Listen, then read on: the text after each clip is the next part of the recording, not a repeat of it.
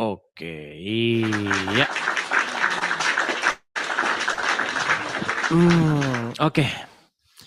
Selamat siang pemirsa Edis TV dimanapun teman-teman sekalian berada. Jumpa kembali dengan saya ya dalam acara Edis TV, acara diskusi lintas iman terutama antara Islam dan Kristen ya.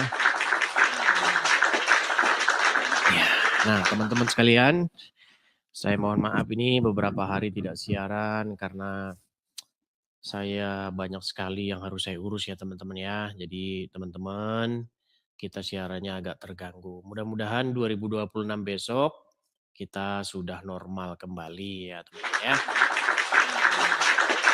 Oke. Nah teman-teman kali ini kita akan membuka satu tema. Temanya itu adalah berikan saya satu alasan untuk berhenti jadi Kristen.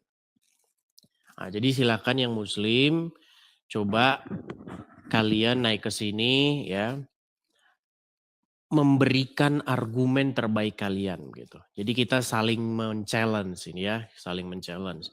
Nah gunanya apa sih saling men-challenge ini adalah supaya apa? Supaya kita itu benar-benar mengerti apa yang kita percayai gitu. Selama ini kamu percaya gitu dengan Islam. Nah selama ini saya juga percaya dengan Kristen. Nah mari kita mengasah apa yang kita percayai ini. Seperti itu ya. Jadi saya berikan kesempatan kepada yang Muslim, silahkan berikan saya satu saja alasan untuk meninggalkan agama Kristen atau untuk berhenti jadi Kristen. Nah saya akan beri kamu 1000 alasan untuk berhenti jadi Islam. Nah, ya seperti itu ya. Nah, silakan teman-teman kalau mau mengajukan permintaan naik, boleh mengajukan permintaan naik. Nah, sebelum kita mulai acara ini teman-teman, sekali lagi saya ingatkan, silakan teman-teman tap-tap layar ya, share, bagikan siaran ini. Dan kemudian jangan lupa juga untuk memfollow akun ini ya, jangan lupa love orange-nya, 1 orang 1, seperti itu ya.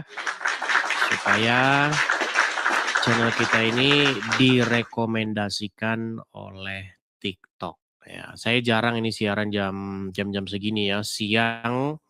Nah, sekarang kita siarannya siang. Maaf ya. Oke. Kita buka saja diskusi kita. Oke, kita kasih teman-teman yang naik ya, saya pastikan kalian Muslim ya. Oke. Kita kasih naik ada si Priau. Oke, si Priau. Silakan si Priau. Si Priau. Oke, terpental dia. Teman-teman, sekali lagi ya, saya tidak capek-capeknya untuk mengingatkan kepada teman-teman supaya teman-teman itu jangan salah paham dengan channel ini. Channel ini itu tidak saya tujukan untuk ngobrol-ngobrol sesama Kristen. Jadi teman-teman itu harus ngerti itu ya. Kalau misalnya teman-teman pengen ngobrol-ngobrol sesama Kristen, mungkin teman-teman bisa ke channel-channel lain teman-teman. Ya, supaya teman-teman mengerti bahwa channel ini saya tujukan untuk apa seperti itu. Jadi yang Kristen-Kristen saya minta kepada kalian itu untuk jangan membandel begitu. Membandelnya itu dengan cara mengajukan permintaan naik.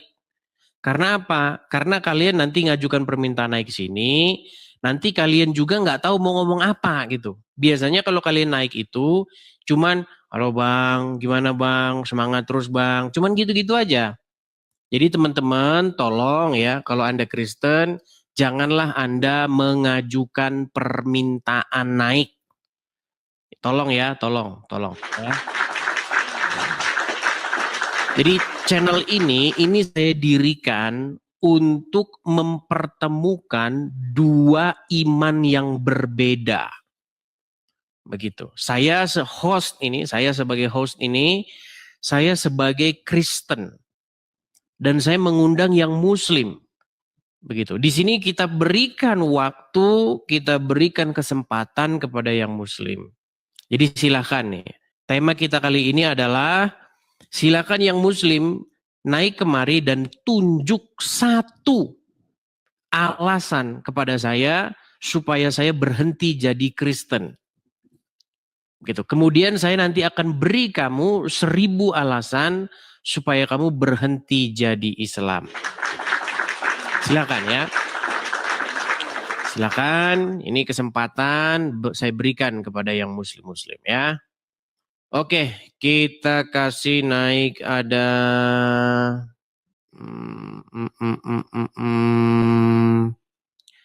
Salahuddin Al-Ayubi. Silakan, Salahuddin Al-Ayubi. Albert Siregar. Oke, coba kita kasih naik Albert Siregar. Ya, Albert Siregar, silakan nyalakan kamera. Oke, ya. Kita kasih naik ada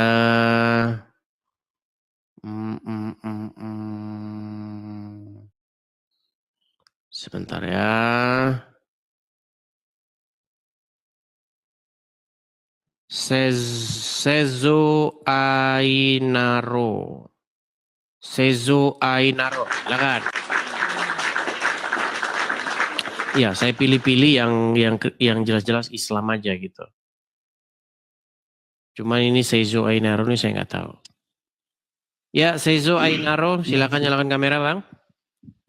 Tunggu, Bang. Selamat siang. Tunggu ya, Bang. Tunggu saya pakai baju dulu. Ya, apakah Anda seorang Muslim? Saya Kristen Katolik, Bang. Iya, mohon maaf Bang ya, saya turunkan ya Bang ya. Abang ini kayaknya orangnya bandel dan ngeyel. Jadi saya turunkan saja.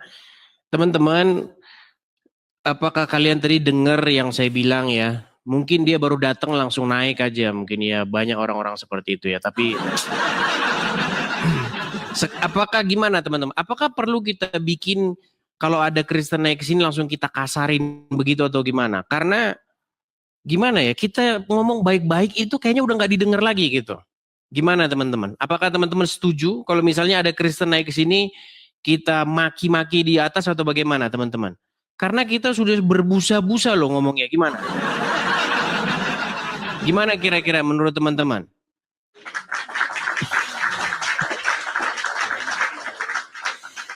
Teman-teman, kalau saya ngomong lagi, acara kita jadi kayak gitu terus nanti teman-teman. Gimana?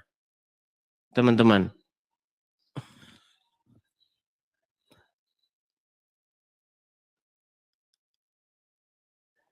Kadang-kadang mereka ini suka ganggu gitu loh teman-teman. Kan sudah saya bilang, ini channel saya dirikan untuk supaya ada ketemu dua pihak nih. Saya yang Kristen, kemudian lawan bicara saya yang Islam, supaya di sini kami berdiskusi atau berdebat. Begitu. Kira-kira gimana? Apakah masih mau datang lagi? Gimana teman-teman?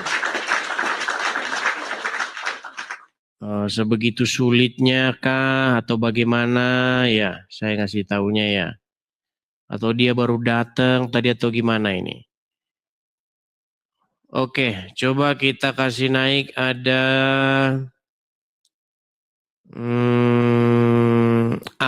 Rahman, silakan.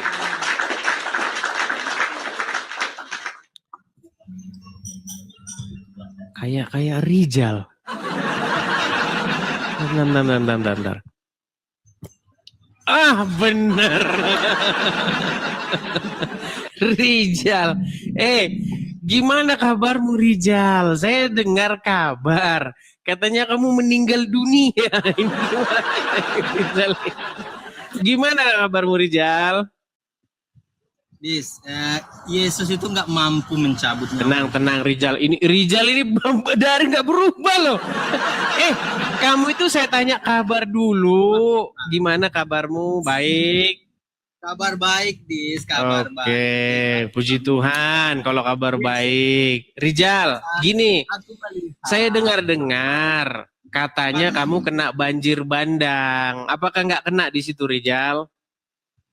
nggak di tempat aku tinggal nggak kena. Puji Ada Tuhan yang lah kena. kalau begitu. Puji Tuhan. Ya, silakan Rijal. Begini, Dis. Oke, Rijal. Jadi tema kita kali ini, Rijal, coba beri saya satu alasan untuk berhenti jadi Kristen. Nanti Yang saya akan pertama. beri kamu alasan untuk berhenti jadi Islam. Silakan. Begini, Des. Yang pertama, alasan yang pertama mengapa kalian harus berhenti menjadi Kristen. Karena menurut Alkitab satu-satunya Tuhan yang terkutuk. Tuhan yang terkutuk itu adalah hanya Tuhan orang Kristen. Terus?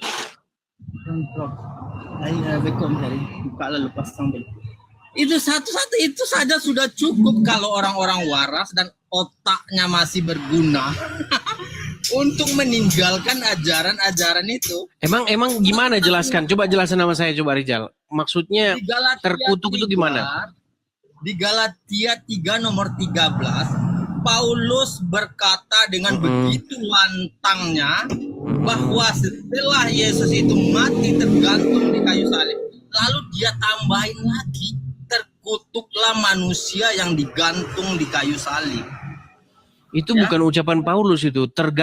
Terkutuklah orang yang mati tergantung itu bukan ucapan Paulus. Paulus mengutip dari dalam kitab hukum Taurat. Sekarang aku bertanya kepadamu, Des, menurutmu Yesus tergantung di kayu salib atau enggak? Iya. Terkutuk enggak? Terkutuk karena dosa-dosa orang-orang yang melakukannya. Dia menanggung kutuk itu gitu. Menanggung kutuk dosa itu. Kata siapa? Kata Paulus. Kata Paulus apa kata Yesus? Karena kan Yesus kan disalibkan karena pemberontakan orang-orang Yahudi, pemberontakan manusia. Ya, itu alasan makanya aku bilang Makanya dia menjadi terkutuk karena pemberontakan manusia tersebut. Jadi kutuk yang seharusnya ditanggung oleh kita itu malah ditanggung oleh Yesus begitu. Itu makanya aku bilang itu. Jadi Pak mental ya. Jadi mental ya inimu ya. Alasan mental. Buktinya? Mental kan?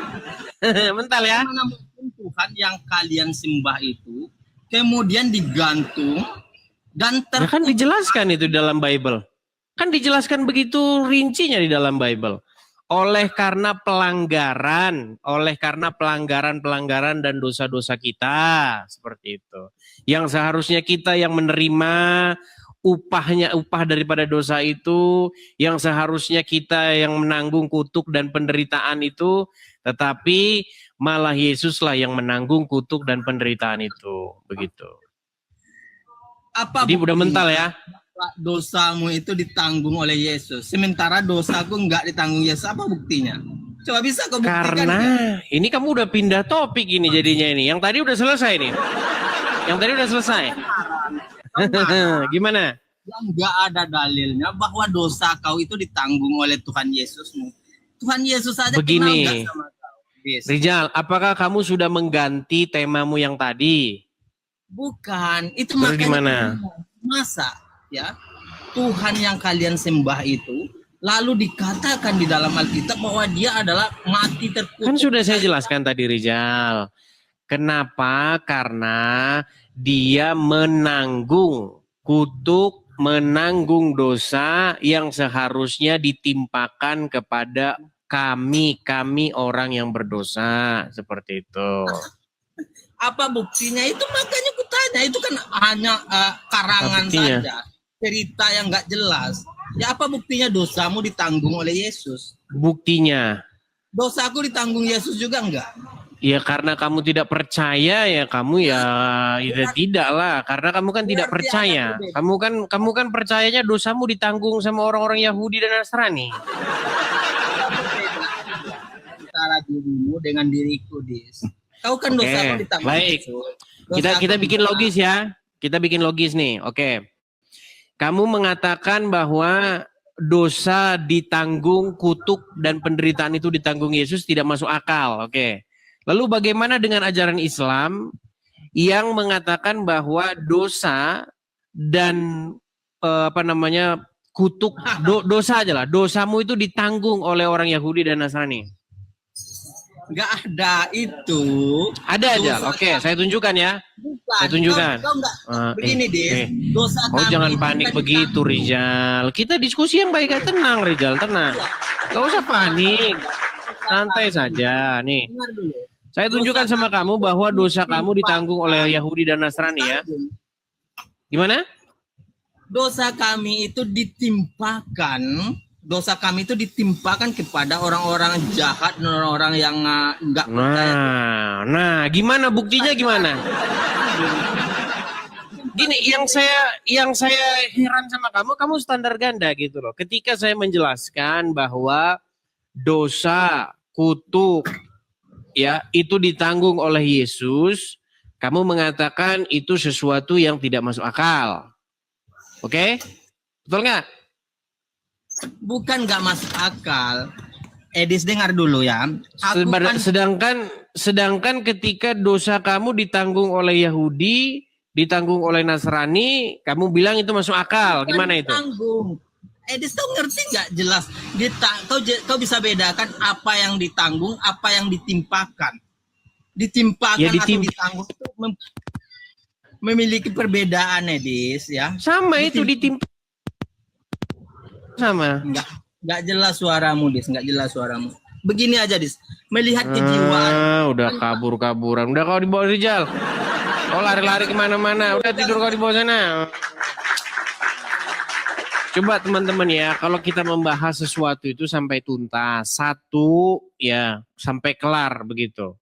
Silakan ya, saya masih memberi kesempatan kepada muslim-muslim yang lain. Kalau saya ngomong, kalian jangan alasan suara saya nggak jelas dan lain sebagainya ya. Padahal sudah saya kasih kesempatan dia tadi, cuman dia udah mulai kalap dia. Dia mulai bingung ketika dia mengatakan bahwa penanggungan atau penimpaan terhadap Yesus itu tidak masuk akal, sementara penimpaan dosa orang-orang Islam yang ditanggung Yahudi dan Nasrani masuk akal. Lalu dia ngomong pura-pura, suara kamu tidak jelas. Ya, jangan seperti itu. Yuk, silakan. Yang muslim-muslim silakan ajukan permintaan naik. Pakai headset ya bila perlu ya. Biar kalau saya ngomong kalian jangan alasan suara saya nggak jelas. Oke? Oke. Kita kasih naik ada dani.co.id. Ya, silakan. Selamat siang Bang Edis. Selamat siang dani.co.id. Silakan nyalakan kamera Anda. Oke Bang. Udah Bang. Oke. Ya Bang, saya konfirmasi dulu. Apakah Anda ini seorang muslim, Bang? Ya, saya muslim. Muslim. Oke. Jadi sudah tahu ya Bang ya aturan mainnya ya. Kita di sini diskusi bukan saling caci maki. Kita di sini berdebat, bukan saling hujat. Oke? Oke. Coba Bang, beri saya satu alasan untuk berhenti jadi Kristen. Kemudian nanti saya akan beri Anda 1000 alasan untuk berhenti jadi Islam. Silakan. Kalau saya mau bertanya ya, ngapain jadi Kristen? Nah, apa alasannya? Kenapa saya harus berhenti jadi Kristen? Ini saya lihat ya, ini Natal. Natal itu sama seperti hari Lebaran. Apakah Natal itu dipakai buat mabuk-mabuk, minum-minum?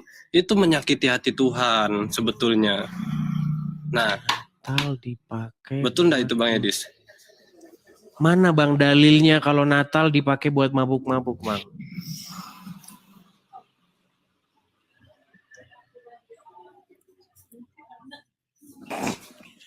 Coba jelaskan dulu. Oke. Bagian itu ngapain? Baik.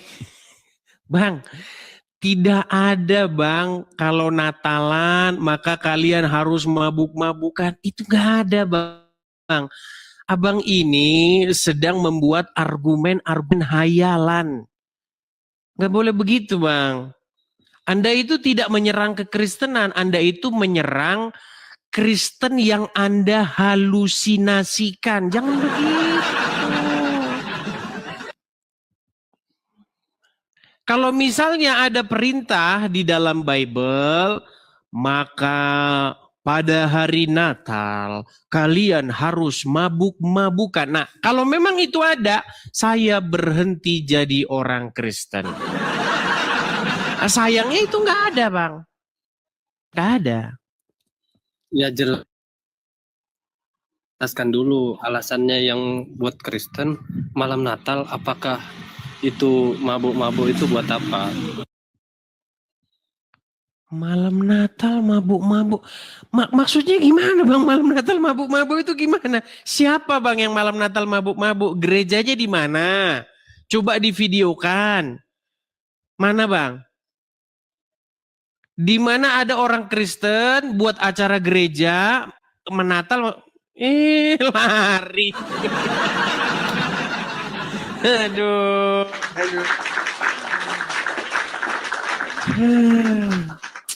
Kadang-kadang makanya gini ya teman-teman. Biasanya teman-teman orang yang sudah tidak bisa lagi mencapai keinginannya, maka orang tersebut akan membuat sebuah halusinasi. Makanya begini teman-teman. Biasanya ya, kalau Anda cungkring begitu ya, kering begitu, tidak punya tenaga buat main tinju, tapi hayalan Anda tinggi sekali. Anda mau mengalahkan Mike Tyson. Ya kan? Nah, karena Anda tidak mampu melawan Mike Tyson, Anda buatlah orang-orangan dari pohon pisang. Ini Mike Tyson. Sudah kalah Mike Tyson. Padahal bukan. Inilah yang disebut dengan strawman argumen.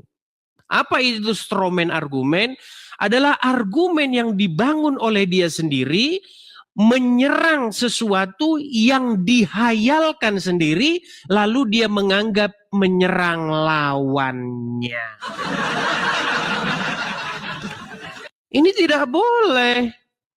Kalau misalnya kalian ingin memberikan satu alasan, maka alasan tersebut harus dipercayai oleh orang Kristen itu sendiri. Sejak kapan di dalam Kristen kalau Natalan mabuk-mabukan? Aduh, luar biasa kali ini. Enggak boleh seperti itu loh ya. Ayo silakan yuk yang muslim-muslim ya.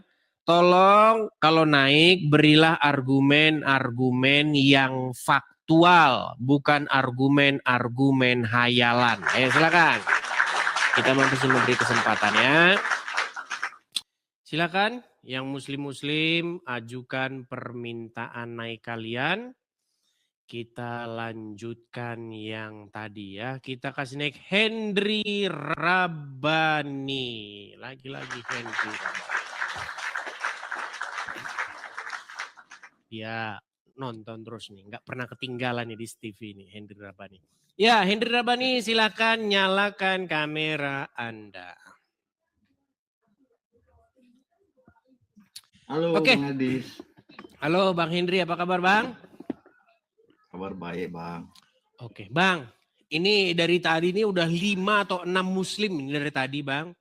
Sudah saya berikan kesempatan untuk membuktikan satu alasan supaya saya berhenti jadi Kristen. Tapi mereka nggak sanggup nih. Saya mau ngelanjutin yang tadi nih Bang.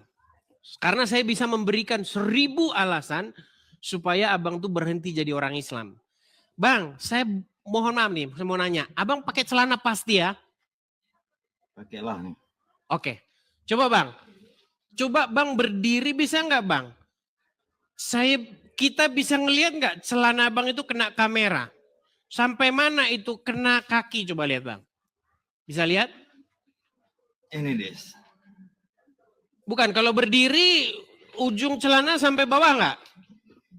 Sampai mata kaki Sampai nggak? bawah, Dis. Sampai mata Sampai kaki? bawah, Dis. Iya.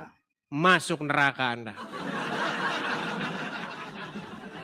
Masuk neraka. Langsung ke tema lah, Dis. Ya itu. Artinya Anda masuk neraka.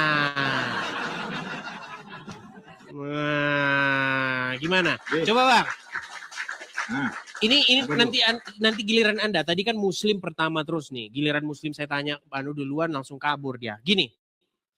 Alasan Anda untuk meninggalkan agama Islam adalah karena kalau Anda pakai celana, Bang, ujung bawah celana Anda itu ketika terkena mata kaki, maka menurut Muhammad Anda di neraka. Percaya nggak? udah percayalah aku. Nggak percaya, baik. Makanya saya bilang, Bang, segera tinggalkan agama Islam. Baik, kita tampilkan hadisnya ya. Kalau Muslim tadi kan Nggak usah, ngomong, Stop lu. Tunggu dulu lah. gimana? Dis. Kita jangan kemana-mana. Kalau hadis itu taruh dulu. Kita kan ke Al-Quran. Taruh dulu. Nanti dulu situ. Kalau mau ke hadis nanti. Sebentar Bang, Abang kan tadi bilang Iya. sama saya bahwasannya kalau celana kena mata kaki ataupun di bawah mata kaki maka tidak mengapa. Sementara kata Muhammad itu tempatnya di neraka.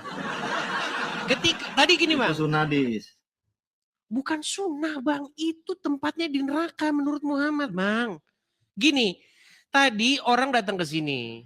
Apa alasan supaya saya meninggalkan agama Kristen? Dia bilang begini, karena nenek moyangmu dulu dipaksa jadi Kristen. Saya bilang, mana datanya?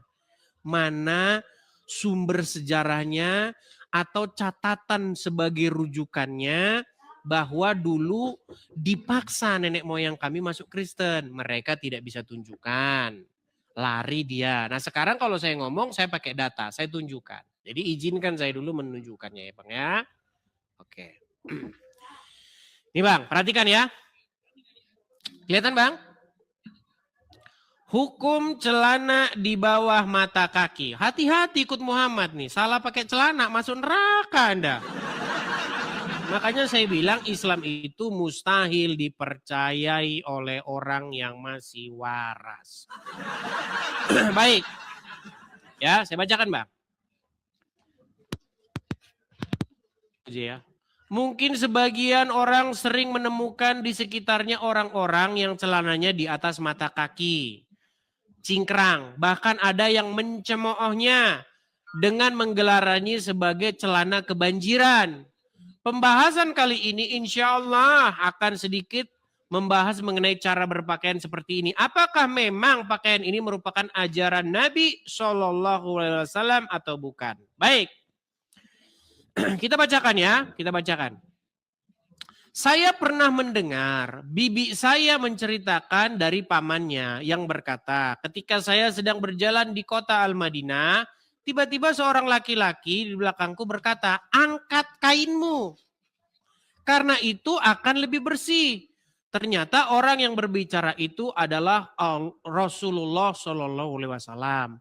Aku berkata, sesungguhnya yang kukenakan ini tidak lebih hanyalah burdah yang bergaris-garis hitam dan putih. Beliau SAW bersabda, apakah engkau tidak menjadikan aku sebagai teladan? Aku melihat kain sarung beliau ternyata ujungnya di bawah pertengahan kedua betisnya. Ini cara Muhammad berpakaian. Perhatikan. Perhatikan ya. Di sini Muhammad berkata, ya, apa kata Muhammad? Perhatikan. Sesungguhnya orang yang menyeret pakaiannya dengan sombong tidak akan melihatnya pada hari kiamat. Allah tidak akan melihatnya pada hari kiamat. Sudah? Waduh, nggak memperhatikan dia nih kayaknya. Ya terus. Oke, Terus, aku dengar. kita lanjutkan lagi. Kita akan lanjutkan lagi nih ya. Perhatikan. Apa dikatakan di sini? Rasulullah SAW menyebut 3 kali perkataan ini. Lalu Abu Dzar berkata, nih perhatikan. Mereka sangat celaka dan rugi. Siapa mereka ya Rasulullah? Siapa? Mereka adalah orang yang isbal. Orang yang suka mengungkit-ungkit pemberian dan orang yang melariskan dagangannya dengan sumpah palsu. Orang isbal, apa maksudnya orang isbal itu? Adalah orang yang menjulurkan pakaian atau celananya di bawah mata kaki. Jadi orang isbal itu adalah orang-orang yang merugi. Karena apa? Karena mereka tidak akan melihat Allah. Mereka tempatnya di neraka. Lihat nih. Sudah. Jelas kan? Kain yang berada di bawah mata kaki itu berada di neraka. Hadis riwayat Bukhari. Nah, jadi Anda tadi celana Anda, ujung celana Anda ada di bawah mata kaki, betul? Betul. Ah, menurut Muhammad Anda di mana? Ya terserah Dis, menganggapnya gimana gitu. Dis, udahlah, itu susah masalah sunnah, ini. Dis. Itu, Dis, Gimana? ada yang ingin kasih tahu sama ente, Dis. Gimana, Bang? Itu hadis itu kan sebenarnya kan itu pusaka. Jadi lebih bagus ya ditaruh dulu, bebas. Nanti kalau mau dipakai ya dapat pahala, nggak dipakai ya nggak berdosa. Sunnah, hukumnya sunnah ya kan. Itu taruh dulu. Sekarang yang aku bahas masalah ente, macam mana supaya ente itu bisa meninggalkan Kristen, kan gitu kan judulnya kan. Bang, tadi sudah 6 orang. 6 orang Muslim. Sekarang di giliran aku lah, Des. Iya, tadi kan sudah 6 orang membuktikan. Nggak takut. Bukan takut, tadi sudah 6 orang. Ini dulu kita selesaikan. Menurut Muhammad, orang kalau pakai celana, ujung bawah celananya itu tidak boleh di bawah mata kaki. Setuju? Setuju. Oke. Orang banyak yang nggak tahu mata kaki itu apa. Coba Bang tunjukin mata kaki itu, Bang. Mata kaki itu kalau teman-teman punya kaki, kan ada jendol 2 itu. Di jendol 2. Mana nih? Ada buletan 2 itu, kanan kiri, itu namanya mata kaki. Nanti banyak orang nggak tahu mata kaki, Bang. Nah, kalau orang Muslim pakai celananya di bawah mata kaki, kata Muhammad masuk neraka. Nah, makanya saya bilang, Bang, Anda kalau pakai celana seperti itu menurut Muhammad masuk neraka. Apakah Anda percaya? Ya bisa jadi neraka ini psikologis. Bisa juga. Neraka psikologi. Des, itu punya sunnah, Des. Gini Bang, kita ente. jangan buang-buang waktu gini. Maksud saya begini. Ya. Kira-kira itu ajaran menurut Anda itu waras nggak ajaran begitu? Waras lah. Kenapa Anda tidak ikuti? Aku ikutin. Buktinya Itu kan celana Anda di bawah sunnah, mata aku kaki. Itu hukumnya sunnah. Ente harus tahu dulu, makanya masuk Islam. Berat ini udah pusing saya ngidupin orang begini nih. Sulit Sekarang ini, aduh. Masuk ke temanya lah. Berat. Sunat. Udah dibilang, kata Muhammad kamu masuk neraka. Makanya saya bilang itu pegawai-pegawai negeri apa segala macam apa tentara polisi itu yang celananya di bawah mata itu semua masuk neraka semua itu. Guru-guru itu semua kalau pakai celana kan celana itu kan nutupin sepatu itu. Kalau seragam yang bagus bukan di atasnya sepatu. Kalau di atas sepatu kayak Michael Jackson. Aduh, susah. Oke, kita kasih naik ada M. Muklis, silakan.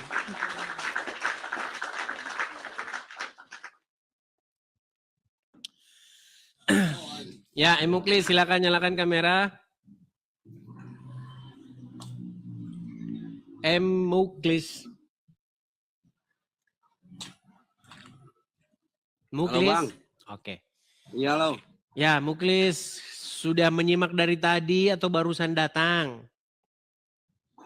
Saya baru juga buka HP, Bang. Baru istirahat kerja, Bang. Bang Muklis Muslim? Ya, Muslim. Oke, baik Bang. Bang Muklis. Enggak, Bang. Tadi kita itu membahas begini. Coba kasih saya satu alasan supaya saya berhenti jadi orang Kristen. Terus sudah ada sekitar 6 orang Muslim, Bang. Tapi mereka belum sanggup memberikan satu alasan supaya saya meninggalkan Kristen. Lalu giliran saya tanya balik, semuanya itu pada kabur-kaburan. Nah tadi ada si Hendrik nanya, saya tanya begitu cuman orangnya nggak jelas. Itu katanya sunah, bisanya cuman gitu aja. Jadi gini Bang, menurut Muhammad, kalau orang Muslim pakai celana, celananya itu kalau di bawah mata kaki ujungnya, maka kata Muhammad orang tersebut masuk neraka. Anda Kalau pernah lagi- dengar itu? Lagi biasa atau lagi sholat? Nggak ada di situ lagi sholat Bang. Dikatakan celana yang di bawah mata kaki tempatnya di neraka. Nah saya balikin dulu ya Bang ya. Nih saya balikin dulu kamera saya Bang. Biar Abang yang baca ya Bang ya. Oke. Coba Abang bisa baca. Nggak kelihatan, Bang. Yang ini. Nggak kelihatan mata saya, Min. Oh pantesan Mas. Pantesan tidak melihat kebenaran. Oke nih. Kain yang berada di bawah mata kaki itu berada di neraka. Oke. Jadi menurut Muhammad kalau ada kain di bawah mata kaki berarti di neraka, betul nggak? Nah, kalau kata Adi Armando kan kain yang di neraka, berarti Muhammadnya yang kainnya kan di neraka, orangnya enggak, kata Adi Armando. Nah, coba menurut Anda kira-kira bagaimana Anda waras di detik yang sama Anda percaya kayak begini? Coba silakan. Coba saya balikin dulu kamera saya. Yuk. Silakan. Enggak, saya tadinya mau nanya gini sama Abang, bukan itu yang mau saya bahas. Masa? Jangan Bang, Abang Muslim. Abang Muslim? Nah, dia kayaknya. Bukan gitu. Bang, sebentar Bang. Abang Muslim. Iya. Percaya hadis? Percaya? Percaya perkataan Muhammad? Percaya. Karena Berarti percaya kalau misalnya kain di bawah mata kaki di neraka. Itu hadis apa itu? Hadis Bukhari atau hadis apa? Di bawahnya ada itu. Bang, hadis Bukhari nomor 5787. Kenapa sih orang Islam nih Tiap hari baca hadis, ditunjukin hadis, nggak percaya hadis. Ini gimana sih? Ya kan saya kan belum bilang percaya dan enggaknya, tapi tetap Oke, sekarang. saya percaya, Bang. Oke, sekarang saya balikin kamera. Bentar. Apakah Anda percaya bahwa itu adalah perkataan Muhammad?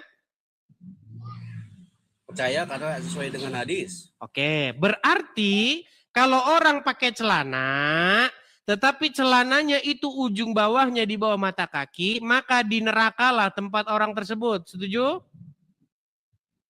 Iya, sesuai dengan tadi bacaannya. Setuju.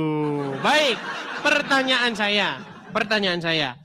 Kenapa bisa ujung celana yang sampai di bawah mata kaki masuk neraka? Coba jelasin kepada saya secara logis. Silakan. Di bawah mata kaki. Di bawah mata kaki itu gimana ya? Nih, saya kasih gambarnya Bang ya. Biar kita bisa karena banyak orang nggak ngerti mata kaki itu apa. Nih, sebentar ya. Ya tahu mata kaki yang paling bawah. Sebentar Bang, biar saya kasih tunjuk ya Bang ya. Di atas. Gini, sebentar Bang. Nih, saya kasih tunjuk ya Bang ya. Ini loh Bang, maksudnya celana di bawah mata kaki itu kayak begini. Oke, nih saya balikin kamera ya. Oke. Oke Bang, kelihatan ya. Nah, ini Bang, inilah pakaian yang Islami itu begini. Nah, kalau misal mata kaki itu kan di sini sama di sini, kelihatan ya? Yang ada tonjol itu, yang ada tulang nongol itu di sini sama di sini biasanya kan.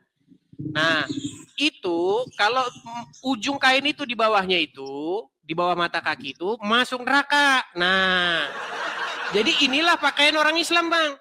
Kalau ada orang Islam yang ujungnya ini ke bawah sini, neraka jahanam tempat dia. Nah, pertanyaan saya kepada Anda, bagaimana jalan ceritanya? Kalau ini turun ke sini dia masuk neraka, tapi kalau berzina mencuri masuk surga. Silakan. Apa berzina sama mencuri masuk surga? Kata Muhammad. Kata Muhammad Bang, berzina mencuri masuk surga asal mengucapkan syahadat. Nah, kan semuanya juga, semua agama mengajarkan hal yang baik, Bang. Tidak mengajarkan yang tidak baik. Kalau misalnya Bang, kayak seperti ini turun ke bawah atau turun ke atas, ada di mana baiknya, di mana buruknya Bang?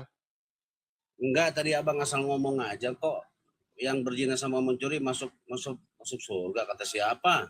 Astagfirullahaladzim. Kata Muhammad Bang. Pantesan Anda jadi orang Islam gak berhenti-berhenti. Aduh. Kata Muhammad, berzina mencuri masuk surga asal mengucapkan 2 kalimat syahadat. Bukan masuk surga, Bang. Ya tetap. Kalau sebagai umat Nabi Muhammad, kita masuk Bang, surga. jangan ke situ dulu Bang. Itu udah tema, udah basi Bang. Kita bahas gini aja dulu, tenang Bang. Kira-kira kalau ada orang muslim pakai celana, ujung celananya di bawah mata kaki, maka dia masuk neraka, betul? Iya, sesuai dengan hadis tadi. Tapi kalau yang pakai celana yang digantung itu, yang celananya di atas lutut gimana Bang? Nah itu celana orang muslim seperti itu harusnya. Yang penting di atas mata kaki. Kalau di bawah mata kaki masuk neraka jahanam. Nah pertanyaan saya kepada Anda, coba gini. Yang ingin saya dengar dari Anda, bagaimana Anda bisa menjelaskan kepada saya itu secara logis? Tuh, yang pakai celana yang digantung, kalau seperti itu pakai celananya, yang sebut Anda Tuhan. Gak nyambung-nyambung juga ini orang ini. Bang, kenapa sih Anda gak nyambung Bang? Kalau orang pakai celana, celananya di bawah mata kaki, maka dia masuk neraka kata Muhammad, betul? Ya, sorry. Nah bagaimana Anda menjelaskan itu? Coba jelaskan dulu. Pakai celana di atas lutut gimana itu? Yang disebut ada Anda Tuhan. Ya udah dibawa dulu sana. Jadi teman-teman sekalian ya, kadang-kadang hal yang paling simple dan sederhana saja, itu mereka nggak akan bisa menjelaskan. Karena apa? Karena mereka hanya imani saja.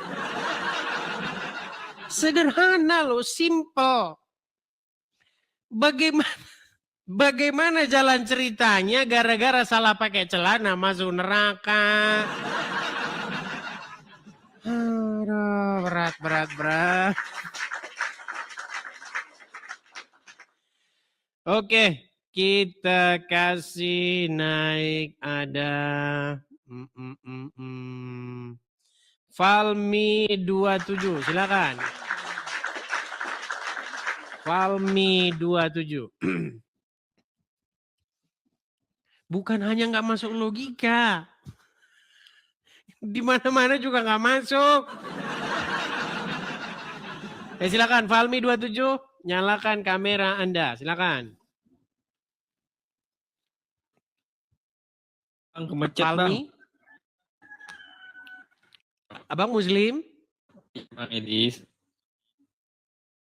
Apakah Anda seorang Muslim? Turun aja. Oke, baik, Bang. turunkan ya, saya turunkan. Baik, saya turunkan dulu. Imam, ya silakan Imam.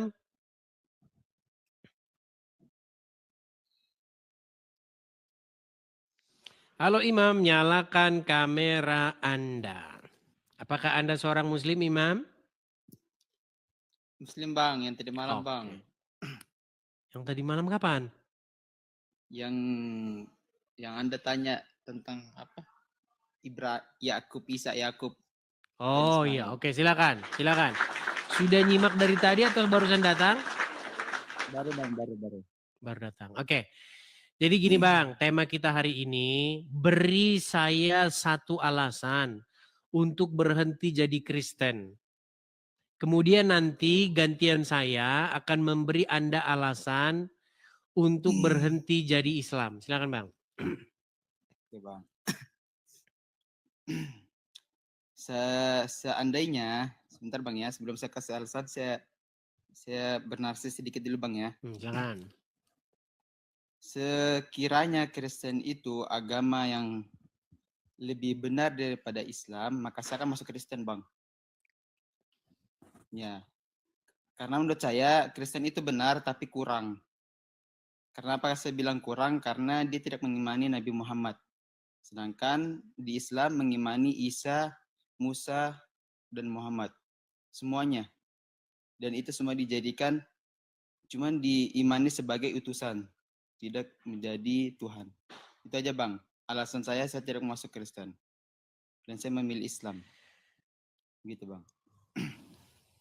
Memang nyari orang Islam yang nangkep aja itu memang berat teman-teman.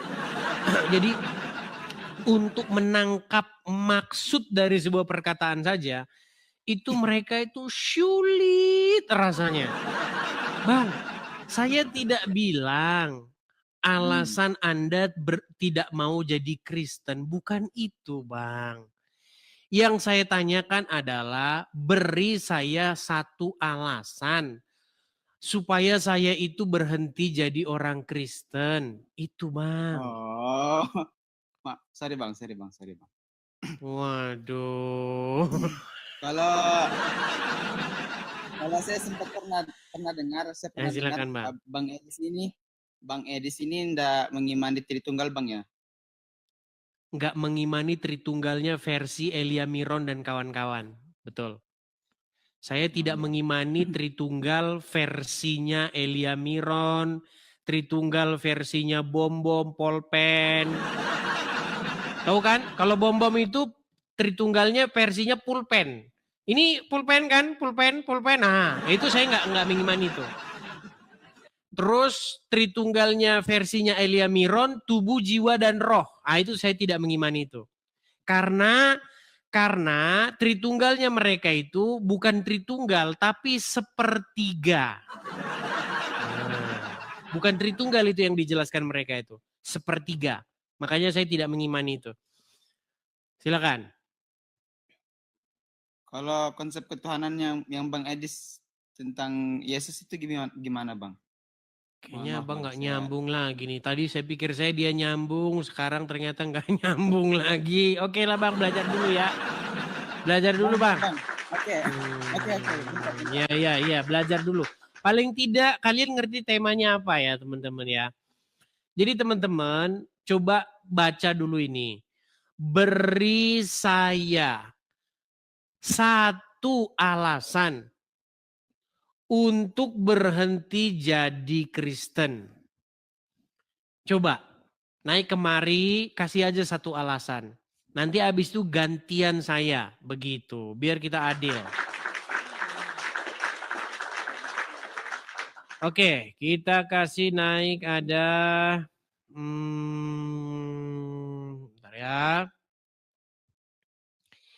Insinyur Haji Purwanti. Oke, Insinyur Haji. Oh, Iha Purwanti. Ya, selamat siang, sore, Iha Purwanti. Ya, Assalamualaikum. Tidak boleh mengucapkan assalamualaikum kepada non-muslim. Haram hukumnya. Silakan, Purwanti nyalakan kamera Anda. Beri saya satu alasan untuk berhenti jadi Kristen. Kemudian nanti kesempatan saya untuk memberi Anda alasan berhenti jadi Islam. Silakan. Mas Edis, aku pernah naik. Pernah naik? Lupa saya. Iya. Kapan ya? Udah waktu itu, Purwanti itu. Lupa saya. Gimana? Coba ingatkan saya lagi. Ini Purwanti yang mana? Sudah pernah Masih diskusi? ada VT-nya. Sudah pernah diskusi dengan saya sebelumnya? Islam? Sudah. Islam? Iya. Sampai sekarang masih Islam? Sungguh nih. Gimana? Sampai sekarang masih Islam? Mau nanya. Sungguh nekat yang sampai sekarang masih Islam. Iya, silakan. Kalau ngasih yang itu, jalurnya Mas Edis itu, apa ya, alasannya nggak ada sih, aku nggak punya alasan. Apa sih, jalani sesuai kepercayaan masing-masing. Cuman aku mau nanya, boleh? Apa itu? Kenapa itu yang pohon Natal ada bulan bintang di atasnya sama dengan kubah masjid bulan bintang? Itu artinya apa? Karena agama Islam itu adalah agama penyembahan dewa bulan.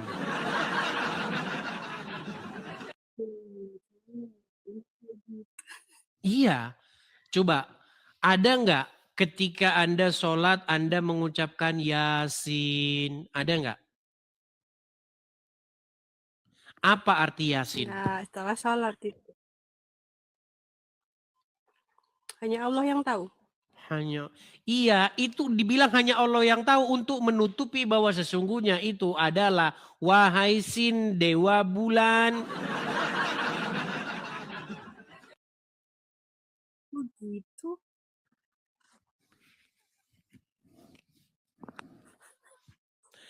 Itu video-video sudah banyak. Kalau itu. Video sudah banyak, itu silakan dicek saja, ditonton. Begitu Purwanti. Dulu pernah naik. Saya lupa. Ya. Dulu kita bahas apa? Masalah apa itu ya? Yang itu, yang aku nanya di luar jalur itu, yang masalah naik haji itu kah? Yang cium Ka'bah. Lupa saya. Masih ada itu Viti. Oke, tapi intinya sampai sekarang masih Islam aja, masih percaya Islam. Atau sudah mulai bimbang, sudah mulai mempertanyakan sesuatu? Nyari apa itu ya? Nyari kebenaran aja. Mencari kebenaran. Oke, saya sarankan begini. Purwanti, zaman sekarang itu adalah zaman digital, zaman internet. Jadi zaman itu serba canggih. Kalau zaman dulu masih baca, kan orang kalau sekarang itu nggak kuat atau nggak sempet baca. Sekarang itu ada yang namanya Alkitab Suara. Jadi Injil itu udah direkam dan dia dibentuk menjadi audio. Jadi kita nggak baca-baca lagi capek itu, apalagi kayak USUPI teman-teman, sodako pengadaan Al-Quran. Sekarang udah nggak zaman begitu. Sekarang itu tinggal sumpel aja ke telinga, udah Anda mau gojek kah, Anda mau ngapain, mau nyuci, Anda udah bisa dengar sekarang Alkitab Suara. Jadi saya sarankan download, nggak usah download bila perlu, ada kok di YouTube itu. Ketik aja, misalnya Injil Matius versi suara. Nah, ketik aja udah ada itu. Injil Yohanes versi suara udah ada. Tinggal ketik saja di YouTube, dengarkan. Atau dengarkan juga video-video saya. Video-video diskusi, debat-debat saya dengan orang-orang muslim. Seperti itu. Nanti cek kebenarannya. Apakah saya itu ngomongnya ngawur, ngasal aja, nggak ada dalilnya, atau ada dalilnya. Begitu. Ya. Seperti naik haji kemarin kita bahas. Orang naik haji sampai senabung puluhan tahun. Ngantri puluhan tahun sampai sana cuma jedok-jedokin kepalanya. Sampai sana cuma nyium-nyiumin sebongkah batu. Coba kita gunakan nalar kita lah. Ngapain kita nabung puluhan juta, ngantri puluhan tahun, sampai sana main lempar-lemparan batu. Lempar rumah setan katanya. Setan kok dilemparin pakai batu. Nah, makanya saya bilang begini, saya juga punya tema bagus nih ya. Nih, sebentar. Jadi Islam itu adalah sebuah agama yang penuh dengan ritualitas. Jadi selama kamu masih Islam, selama itu pula kamu nanti akan hidup di bawah ritual jasmani yang tak berujung. Pagi-pagi ambil air wudhu, bersihin hidung. Katanya ada setan tidur di situ. Besok ambil lagi air wudhu lagi. Habis itu gini lagi. Capek.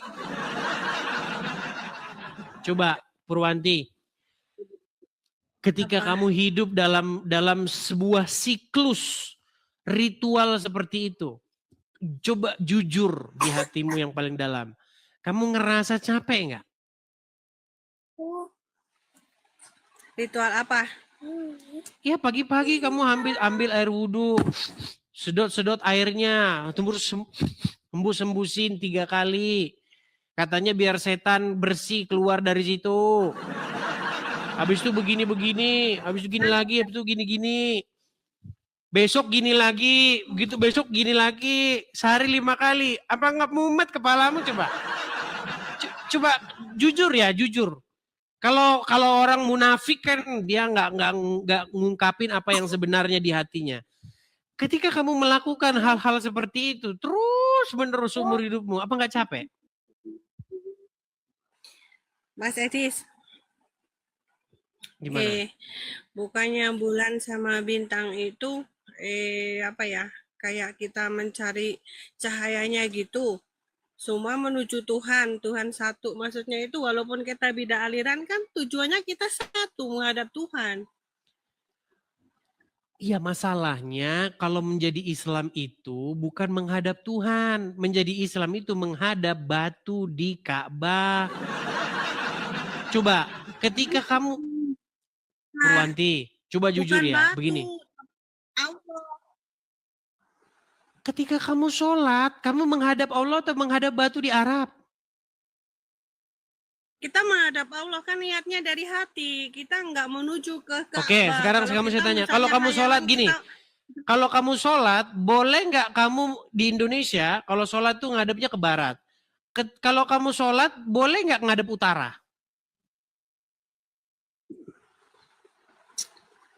Apa sih ya? Soalnya beda sih nanti jadi salah ngomong. Purwanti. aku.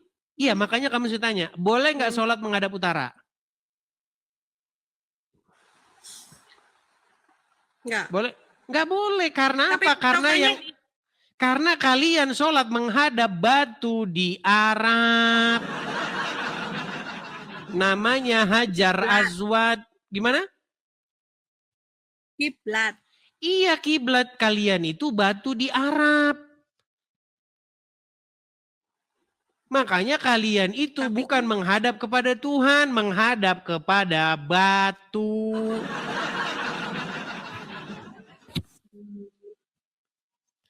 Tapi nggak usah banyak-banyak lah Purwanti. Saya cuma pesan itu aja lah ya. Kalau memang kamu mencari kebenaran, maka kebenaran itu pasti akan muncul. Tinggal kamunya saja mau nggak mencari kebenaran tersebut. Tadi sudah saya bilang, sekarang zaman sudah zaman modern, sudah zaman internet, sudah canggih, nggak perlu lagi baca-baca manual. Kamu habiskan waktu kamu untuk baca-baca seperti itu. Kamu bisa sambil kerja, Edis. nonton. Bisa sambil nyuci, bisa sambil Edis. gosok, nonton Edis TV ya. Banyak-banyakin nonton Edis TV, oke? Oke? Edis. Oke? Edis. Iya, gimana? Iya, Bro. Kiblat itu kan di dalam hati kita. Kalau Iya. yang menghadap ke Ka'bah itu kan cuma Purwanti. syariat saja itu. Itu ajaran Kristen itu kiblatnya itu adalah Tuhan. Di mana Tuhan berada? Sesungguhnya Tuhan ada di dalam hati kita. Apa maksudnya? Roh Ya, Kudusnya itu. Itu ajaran Kristen. Makanya kamu masuk Kristen, jangan jadi orang Islam. Kalau orang Islam kiblatnya itu ada di Arab. itu syariat saja itu. Kan sebenarnya ada di dalam itu. Dalilnya hati. mana? Dalilnya. Susah ngomongnya, takut salah aku. Enggak ada. Ajaran Islam itu kiblatnya ke Arab, menghadap kepada Hajar Aswad. Sementara ajaran Kristen, di manakah Tuhan supaya Tuhan itu tinggal di hati kita dengan perantaraan rohnya, supaya rohnya tinggal di hati kita, bersemayam di dalam diri kita, menuntun kita ke jalan yang benar. Itu ajaran Kristen. Nah, sedangkan ajaran Islam itu adalah ajaran ritual. Makanya kerjanya cuci-cuci tangan, cuci-cuci muka tiap hari 5 kali sehari.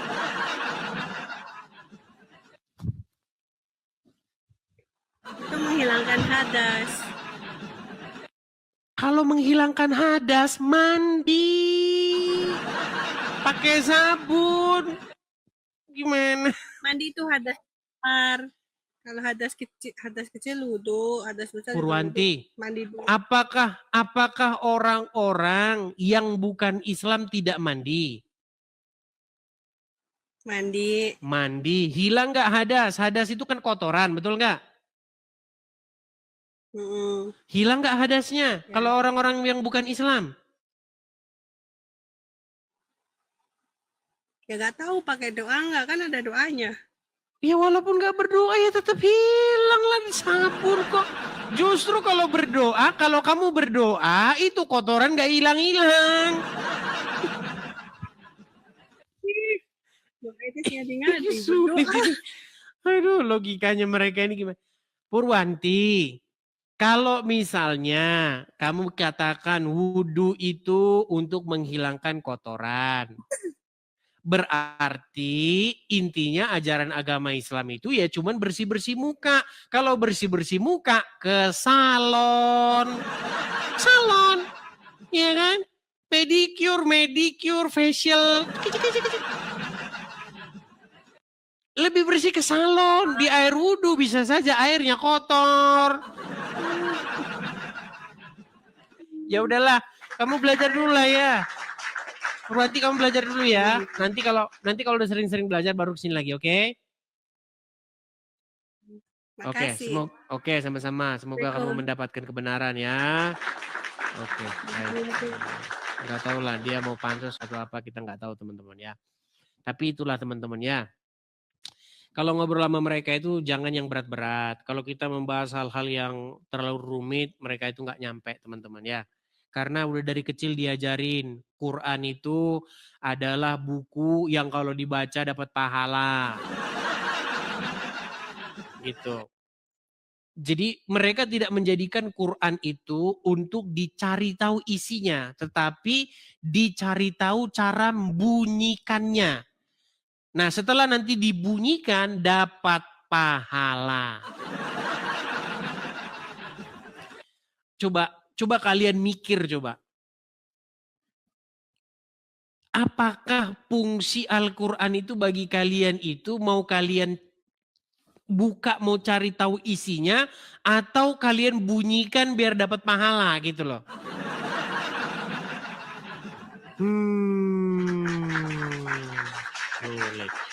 Sulit. Oke, kita kasih naik ada sekitar hukum. Sekitar hukum.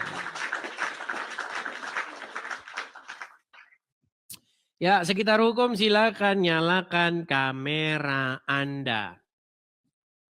Sekitar hukum?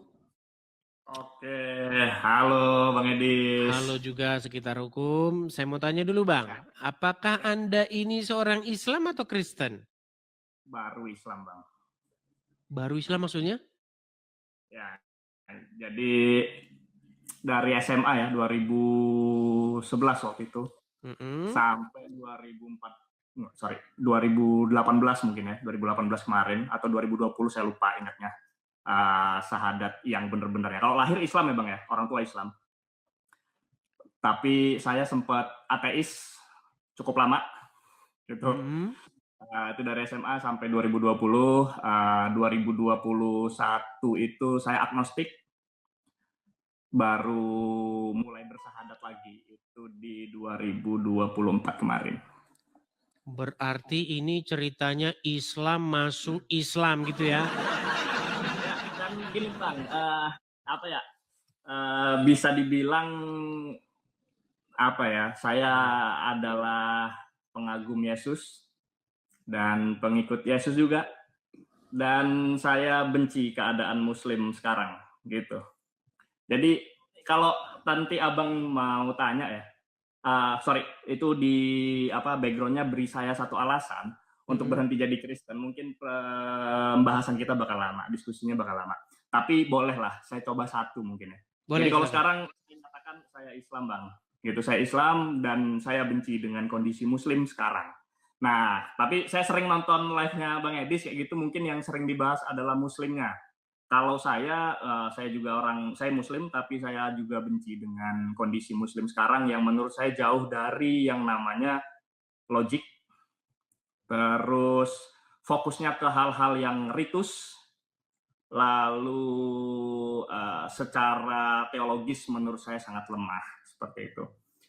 Tapi kenapa saya tetap memilih Islam? Karena saya pakai logika Bang, gitu. Nah, waktu itu sedikit cerita juga. Jadi waktu dari agnostik saya ingin pindah ke agama Islam, waktu itu hanya ada 3 pilihan Bang yang coba saya jadikan opsi. Pertama itu Buddhis, saya mau coba masuk ke Buddhis waktu itu. Saya coba lagi untuk ada teman di Saksi Yehova Bang. Baru yang ketiganya baru Islam. Dan waktu itu pilihan saya masuknya jadi Islam Bang. Berarti dari Islam masuk Islam gitu ya?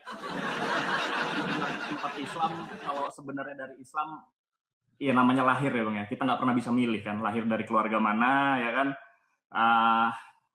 Terus kita dibesarkan di lingkungan seperti apa, itu terkadang kita nggak bisa pilih kayak gitu. Tapi ya kalau dari keluarga saya Islam, tapi saya bukan orang yang dari semenjak SMA, semenjak mulai bisa berpikir jernih, saya menyatakan diri saya Islam. Enggak, gitu.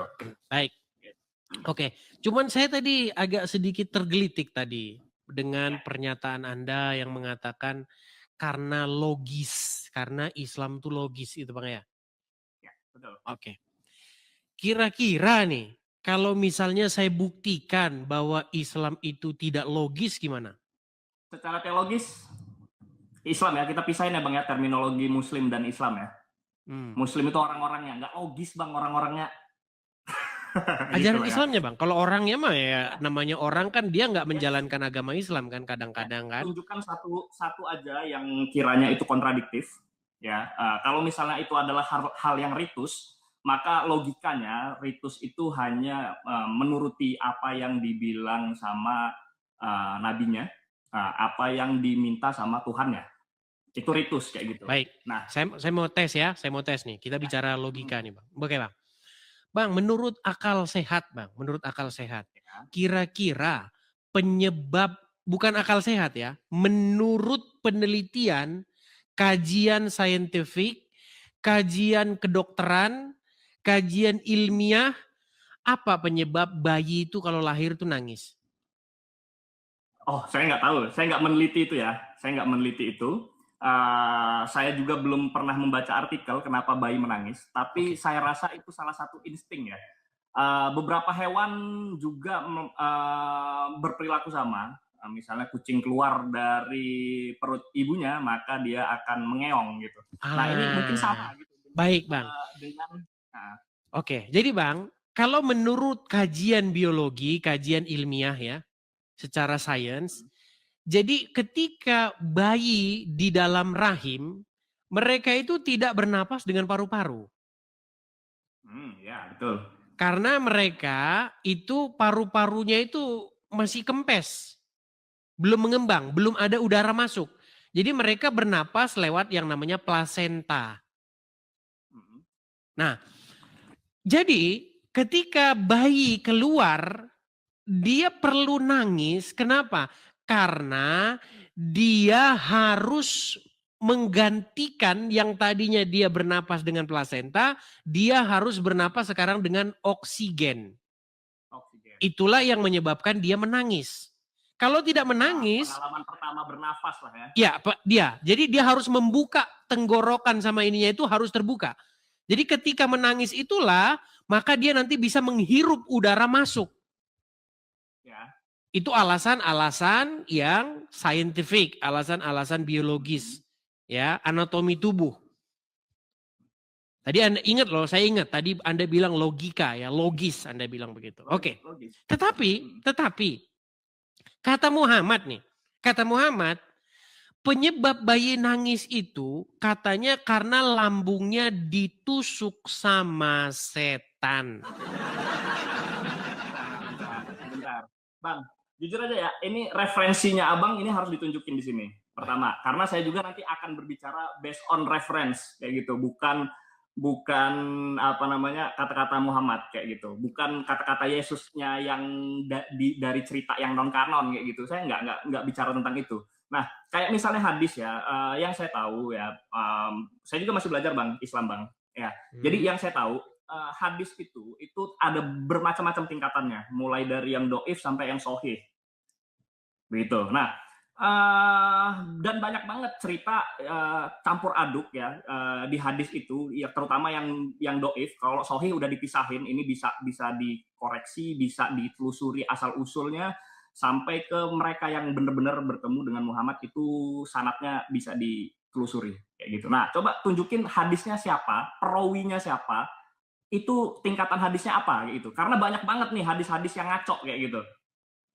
Nah, itu biasanya nggak benar. Nah, itu biasanya nggak benar, nggak bisa dipertanggungjawabkan kayak gitu. Tapi kalau tadi Abang ngomongnya tentang bayi, justru hanya satu agama, Bang, yang membahas ya tentang perkembangan manusia mulai dari embrio, mulai penciptaannya sampai dia lahir, itu yang logis menjelaskannya.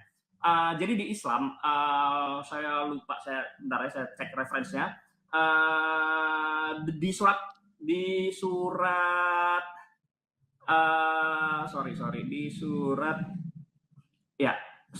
Al-Mu'minun ya, itu ayat 12 sampai ke 14 itu dijelaskan ya, dan sungguh kami telah menciptakan manusia itu dari saripati tanah, dia bilang. Kemudian kami menjadikannya nutfah, air mani, dalam tempat yang kokoh, itu rahim. Lalu Macet bang. Lalu kami jadikan nutfah itu alokah. Itu kita bisa bilang zigot ya. Terus lalu kami jadikan alokah ini mudoah. Itu dari zigot itu mecah dia selnya jadi beberapa sel lagi. Itu yang namanya embrio.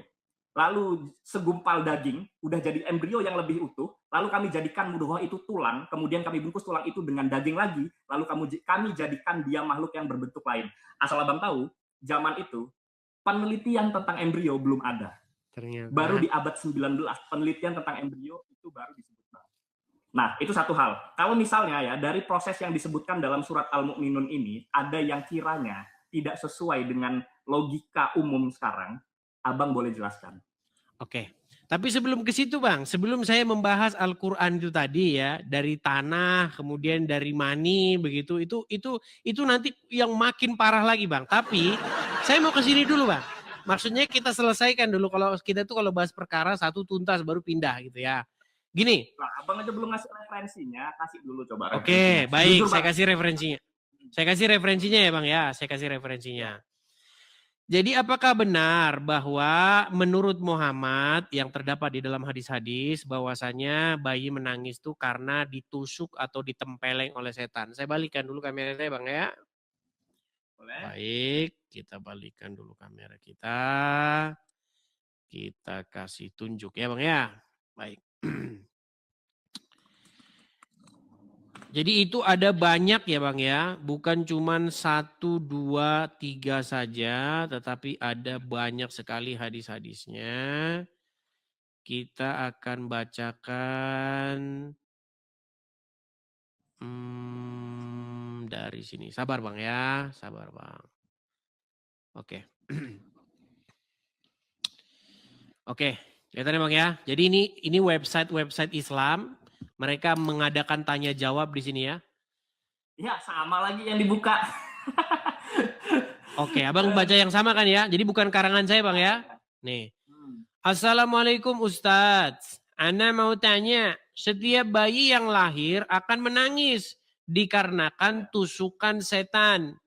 Jika ada bayi lahir di bulan Ramadan, apakah setan akan menusuk bayi tersebut sedangkan setan dibelenggu pada bulan tersebut? Nah, makin mumet nih Ustadznya nih. Baik. Dijawab ya. Nih, jadi dalam hadis riwayat Muslim dari Abu Hurairah ya dikatakan begini. Tidaklah seorang bayi dilahirkan kecuali setan menekannya atau menusuknya. Sehingga bayi itu akan berteriak menangis disebabkan tusukan itu. Kecuali Nabi Isa bin Maryam dan ibundanya. Jadi berdasarkan hadis ini, maka salah satu sebab tangisan bayi saat dilahirkan adalah karena sentuhan atau tekanan setan. Padahal menurut sains, kalau bayi lahir tidak nangis itu bahaya bang. Karena apa? Dia lupa bernapas. Justru di sini setan sangat berjasa. Betul. Itu yang saya tahu terkait dengan apa namanya logikanya bayi menangis kayak gitu. Itu tanda bahwa dia fungsi pernafasannya normal, itu adalah dia menangis. Betul ya. Nah, tetapi ada hal-hal yang sifatnya itu goib. Goib ini secara tadi logis, sekarang goib. Tadi abang bilang sempat agnostik, sempat ateis, karena Anda menemukan hal-hal yang tidak masuk akal. Tadi Anda bilang logis, sekarang goib. Makanya ini mau saya jelasin. Oke, silakan. Ya gini bang. Jadi yang dimaksud dengan logik ya, logik itu macam-macam bang. Lu ada yang harus lu buktikan secara empirical, secara datanya. Ada yang dianya rasional. Nah, tapi di dalam Islam ya, pertama kan kita berimannya dulu ya. Dasar imannya harus logik nih. Dasar imannya ya. Kenapa waktu itu saya dari ateis tiba-tiba pindahnya ke agnostik? Karena saya mendapatkan satu logik yang pas. Kenapa Tuhan itu ada? Itu alasan saya. Kenapa ke bagusan agnostik. kita ngobrol itu aja bang. Bagusan kita ngobrol itu. Gini bang. Jadi ngomong-ngomong soal ateis bang. Belum. Ini kalau Oke, silakan. penjelasannya sepotong nih. Silakan. Penjelasannya sepotong nih. Nah, jadi Dari ateis saya ke agnostik, akhirnya saya tahu bahwa Tuhan ada, tapi saya tidak merasa harus berafiliasi dengan agama manapun. Itu satu, ya. Terus dari agnostik, ya kan, saya ngerasa Tuhan ya fungsinya bukan hanya dalam penciptaan aja gitu loh, tapi mungkin saya terlalu mengecilkan Tuhan sehingga kenapa kok kekuasaannya hanya di penciptaan. Mungkin sampai di hal-hal yang lain juga dia akan berupaya juga nih untuk menunjukkan kekuasaannya. Nah, akhirnya saya memilihlah Islam, tapi alasannya kenapa memilih Islam itu ada beberapa hal, Bang. Setidaknya ada 5. Pertama, sistem ketuhanannya itu satu, ya. Lalu kitabnya ini kitabnya langsung dari Rasulnya, ya kan, penyampainya ini benar atau tidak. Lalu yang ketiga adalah si kitabnya benar atau tidak yang disampaikan ajarannya. Adakah hal-hal yang di dalamnya itu sifatnya kontradiktif? Ya, jadi kalau kontradiktif, hukum kontradiktif berbicara bahwa ketika ada sesuatu hal yang berkebalikan antara ada 2 hal yang berkebalikan, maka hanya salah satunya yang benar atau keduanya salah. Nah, kalau seandainya ada kontradiktif, itu bisa saya bilang pas salah agamanya. Itu satu. Ya, itu satu. Lalu, dari semua hal tadi, akhirnya saya mutusin buat ke Islam. Nah, konsekuensinya ketika saya percaya bahwa Tuhan itu adalah Allah, maka apapun perkataan dia, sekalipun ya, saya tidak bisa membuktikannya secara empirikal. Contoh seperti surga. Itu tidak bisa saya buktikan secara empirikal, maka saya akan percaya. Itu adalah hal gaib. Itu adalah hal gaib. Ya. Nggak bisa tuh. Logiknya gimana ngebuktiinnya? Logiknya cuma pakai rasional.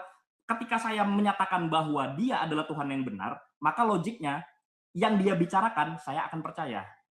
Karena Tuhan tidak akan berbohong. Itu satu. Itu logiknya ya, Bang. Nah, kalau seandainya pembahasannya lagi balik ke hal yang goib, maka ya saya tidak bisa membuktikannya secara empirikal. Baik. Saya udah nangkep, Bang. Gini, Bang. Jadi, Bang, kalau kita bicara, Bang, dan itu masuk dalam logika loh, Bang. Oke, baik. Saya jawab, Bang, ya. Saya jawab. Gini, Bang. Jadi sebenarnya gini, Bang. Yang menyebabkan Anda pernah menjadi ateis itu apa, Bang? Apa yang Anda temukan sehingga Anda menjadi seorang ateis? Ya, dulu. Bang. Ya. Saya dapat satu lingkungan komunitas waktu itu. Waktu itu ada satu ekstrakurikuler ya di sekolah. Itu ekskul debat waktu itu namanya, Bang. Di dalamnya ya banyaklah pembahasan tentang logika, filsafat dan lain-lain. Nah, itu membahas satu teori yang bagi saya itu cukup menjadikan alasan ya untuk tidak bertuhan. Spesifiknya apa? Teorinya adalah hukum kekekalan energi, Bang. Apakah menurut Anda... Hukum kekekalan energi, sebentar, saya jelasin nih. Okay, biar silakan. Abang ngerti background-nya kenapa kok saya jadi ateis. Hukum kekekalan energi itu bunyinya begini, Bang. Energi tidak dapat diciptakan dan tidak dapat dimusnahkan. Pun halnya sama dengan penyusun dari struktur atom.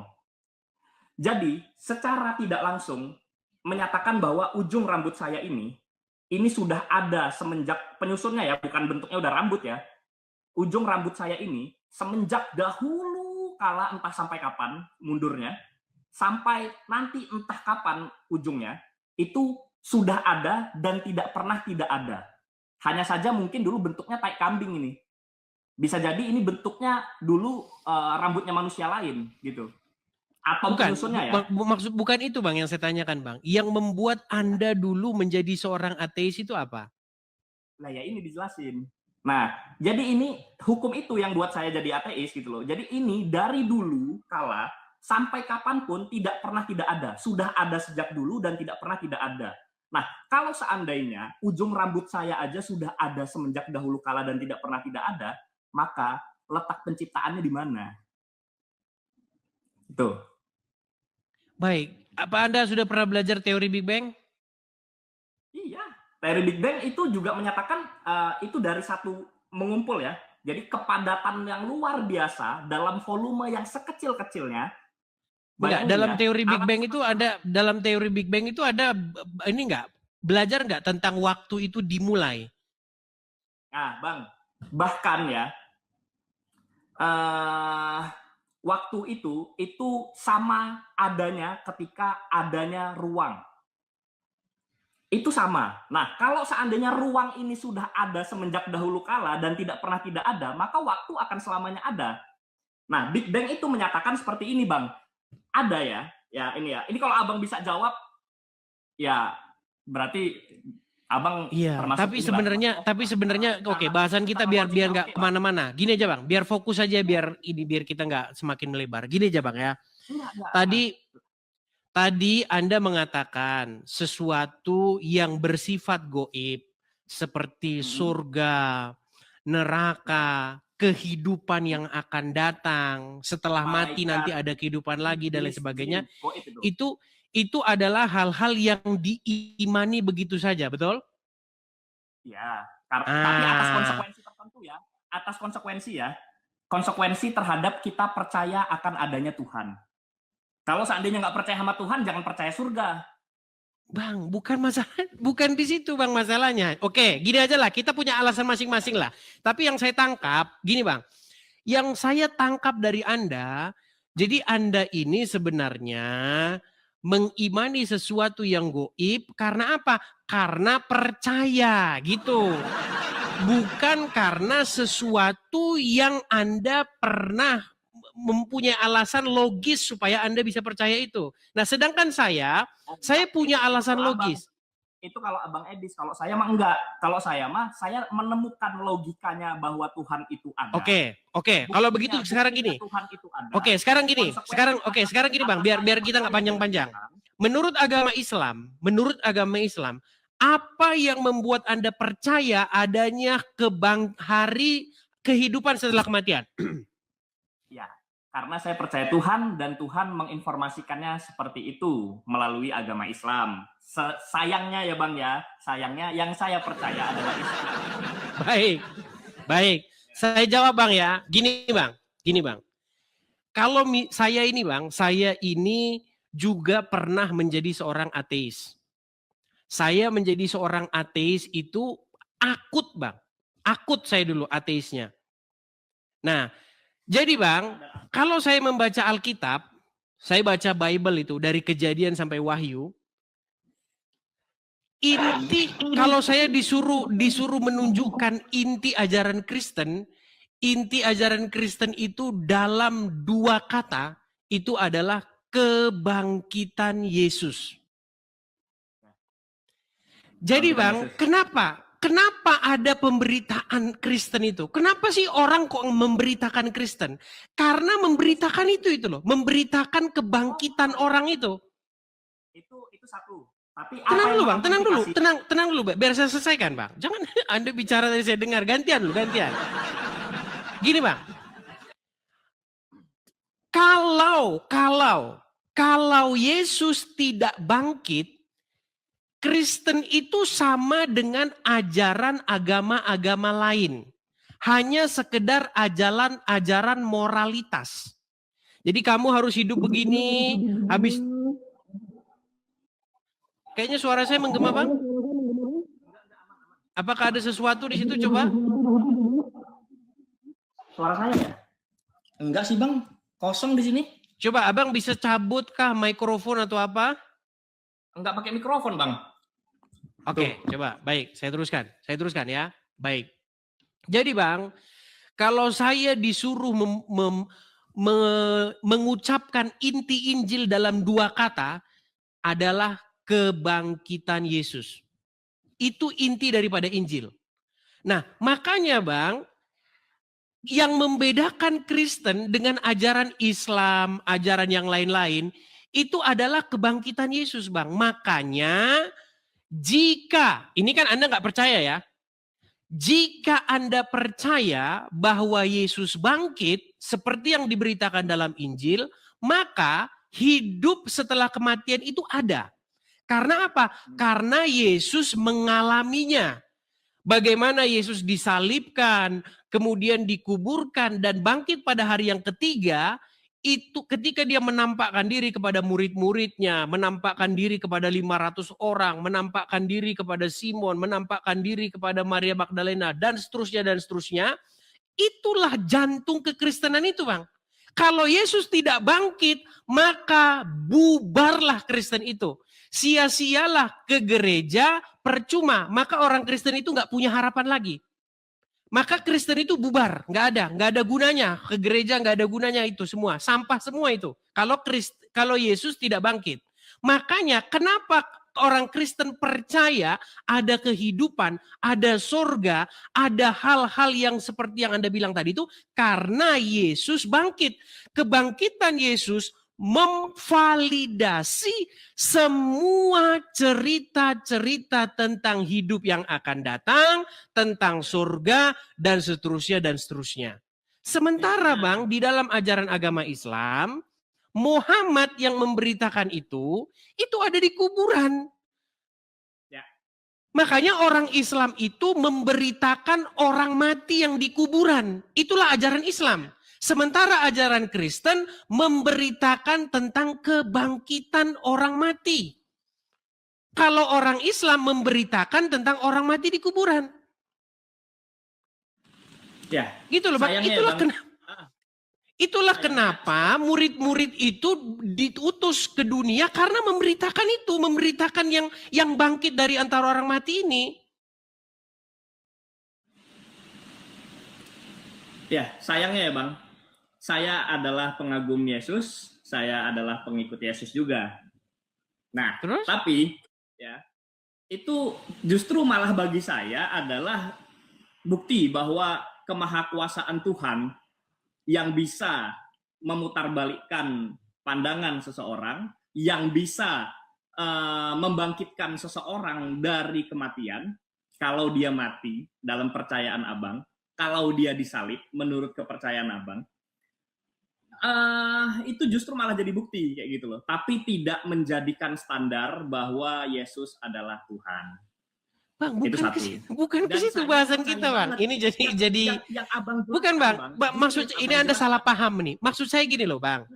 Tadi kan saya tanya tentang hal-hal logis. Kenapa Anda percaya Islam? Lalu Anda bilang, oh karena Islam itu logis. Lalu saya tanya Anda tentang hal-hal yang supranatural. Lalu Anda bilang, oh itu supranatural, kami beriman saja. Nah, kenapa Anda percaya hal yang supranatural, sementara di dalam agama Islam tidak ada yang supranatural? Karena Muhammad yang memberitahukan itu, di surga nanti akan ada kawin dengan 70 bidadari, susunya besar-besar. Kan itu ajaran Islam.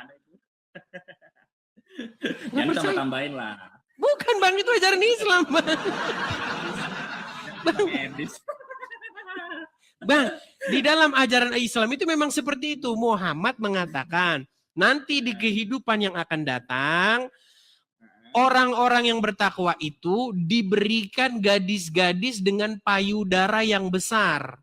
Nah, bagaimana Anda bisa percaya itu? Tambah-tambahin, Bang. Nggak boleh. Bang, tidak sih tambah. Oke, Abang ada Al-Quran di situ? Oke, Abang ada Al-Quran di situ? Ada. Oke, coba buka Quran surat An-Naba ayat 33. An-Naba 33. Disangkanya sih nggak ada.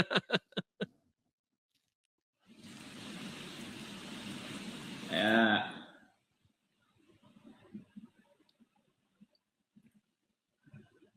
Molek, Bang. Iya Bang, itu disensor Bang. Di terjemahan lain itu montok. Atau coba Anda baca tafsirnya. Coba Anda baca tafsirnya. Ada. Ya kalau tafsir tahlilinya dia molek sih dia bahasanya di sini. Coba ya. dibacain Tapi, dulu Bang, dibacain. Kalau dari tafsirannya dari Wajiz, itu sediakan pula bagi mereka kenikmatan seksual ya dan pemberi ketenteraman hati bidadari surga, yaitu gadis-gadis yang cantik jelita berpayudara montok yang umur mereka sebaya. Ya itu tafsirnya. Berarti saya ngada-ngada nggak? Oke, ada tafsirnya ada. Nah gini bang, makanya bang, sebenarnya gini bang, Kenapa saya menjadi Kristen? Atau kenapa orang jadi Kristen? Boleh nggak? Gimana? Boleh nggak? Kalau di TikTok nggak boleh Bang sebenarnya. Lagian kalau Abang membicarakan Muhammad jangan sambil merokok lah Bang. Masa Anda samakan Muhammad itu kayak ngobrolin adu ayam jago. Gini Bang. Maksud saya begini. Sebenarnya Bang ya, apa sih yang membuat kita percaya bahwa nanti akan ada hidup yang akan datang? Apa sih yang membuat kita percaya bahwa Tuhan itu ada? Apa sih yang membuat kita percaya bahwa alam semesta ini memang ada yang menciptakan dan lain sebagainya? Jawabannya itu adalah kebangkitan Yesus, Bang. Gini Bang, ya. Kalau itu saya percaya bahwa kejadiannya ada. Kejadiannya ada. Karena saya bilang Bang, saya juga mengimani Yesus saya. Saya mengimani Yesus yang Yesus. mana yang Abang imani? Yesus yang sebagai utusan Allah. Saya imani Bang. Itu bukan Yesus Bang, itu Isa. Itu kan Abang ini. versionnya Kupikir Abang tadi, gitu loh. kupikir tadi Abang kalau benar-benar sudah mendalami. Justru ya. Gini Bang, Enggak, justru di ini saya dalam menanggapi. Injil, kalau Tahu kita nggak buka perkembangannya Injil kenapa Bang, Yesus menjadi Tuhan Bang. Abang tahu nggak perkembangannya Yesus menjadi Tuhan seperti apa? emang Tuhan itu apa Bang? Enggak, Yesus dianggap sebagai Tuhan itu sejak kapan, saya tanya. Dianggap Tuhan itu maksudnya gimana? Gini, pengaruh dari ada interpolasi politik ya di Roma.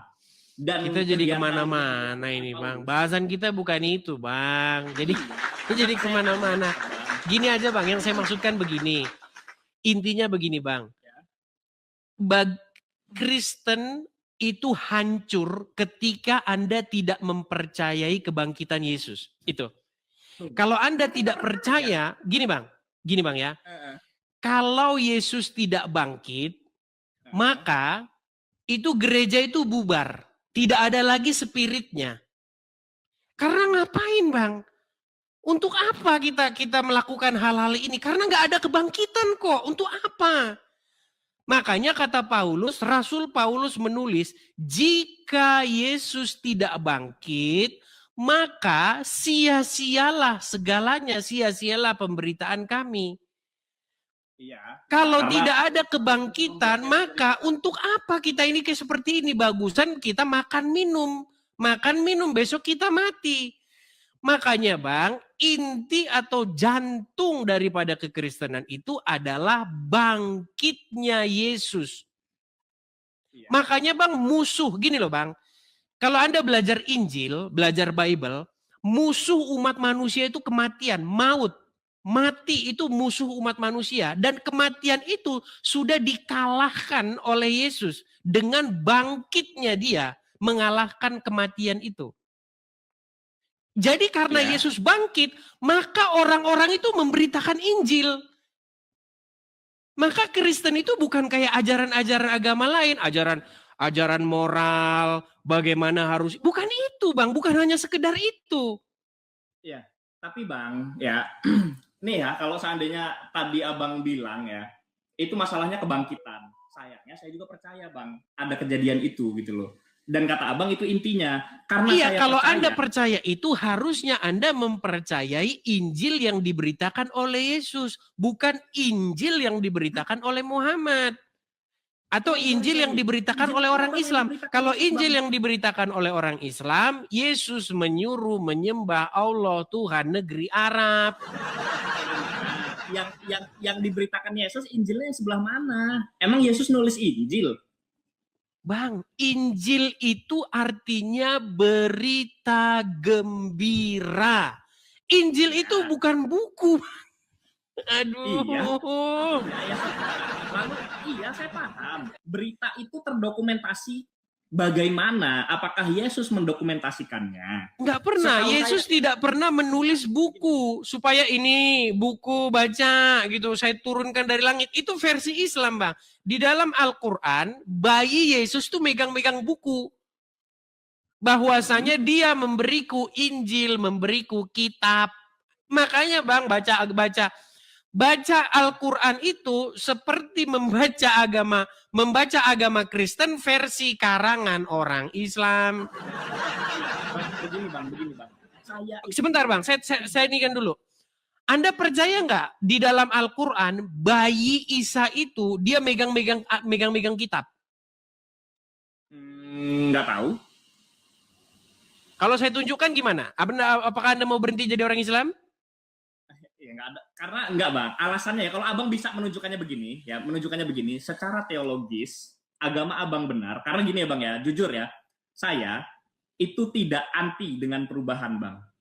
Saya sudah mengalami setidaknya 3 kali ya, dari mulai kecilnya Islam, ke ateis, ke agnostik, balik lagi ke Islam. Artinya saya tidak anti dengan perubahan.